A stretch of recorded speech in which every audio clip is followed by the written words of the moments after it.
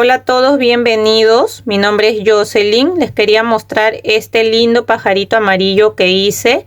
Me parece que se llama Woodstock. Es amigo de Snoopy.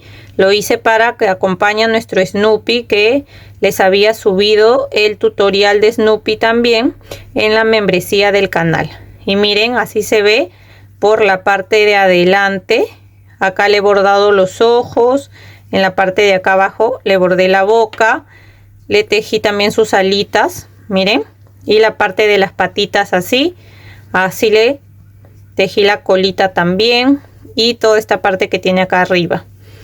Este nos mide, para que se hagan una idea, unos 17 centímetros aproximadamente. Y ahora les voy a enseñar cómo se ve al costado de nuestro Snoopy. Miren, y así se ve al costado de nuestro Snoopy. El Snoopy sí nos mide unos 30 centímetros. Es más grande, entonces por eso lo hice de 17 centímetros para que quedara acorde al original. Pues no, que el Snoopy es más grande y su amiguito es un poco más pequeño. Y miren qué lindo se ve, como les dije, se pone de pie solo.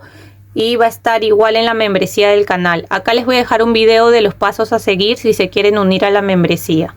Van a hacer lo siguiente: acá donde sale el buscador van a poner tejidos YOS, les va a salir el perfil de mi canal, y acá donde dice suscribirme y al costado dice unirse, donde dice unirme, ahí le van a hacer clic, les va a salir acá únete a este canal y les sale acá el valor en pesos chilenos, pero si ustedes están en otro país automáticamente les va a salir el valor del país que estén.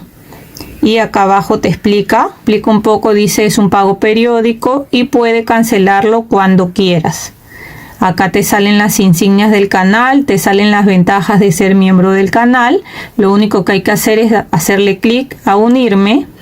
Aquí va a cargar y le salen los métodos de pago. Ustedes tienen que escoger cuál y lo único que hacen aquí es colocar comprar y listo. Eso sería todo para unirse a la membresía para ver el contenido exclusivo del canal. Esos serían los pasos a seguir.